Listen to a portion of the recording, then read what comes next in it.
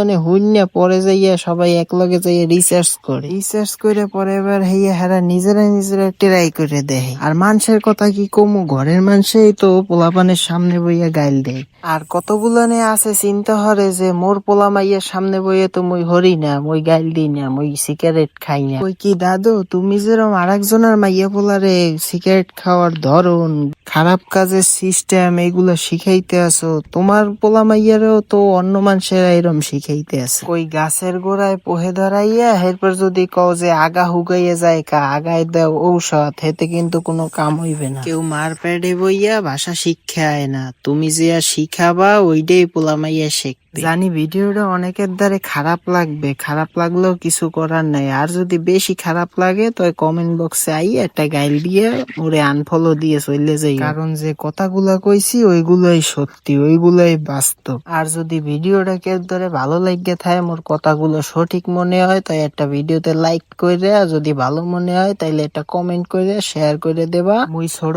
মানুষ, ছোট মোহে বড় কথা কইছি, বড় কথা কইলেও রাস্তাঘাটে বাইরে নিয়ে পর যে ঝামেলা গুলো মোর সামনে আইয়া পরে সেইগুলো আমনেগুলোকে শেয়ার করছি। তাহলে সকলটি মোর লাগিয়ে দোয়া করবেন যাতে মই মোর খামারটা আর একটু বড় করতে পারি। আর মোর এই খামারটা লইয়া অনেক স্বপ্ন, আর এই স্বপ্নগুলো মই আল্লাহ কোনোভাবে পূরণ করতে পারবো না, এই লাগিয়ে আমনেগো সাপোর্ট লাগবে।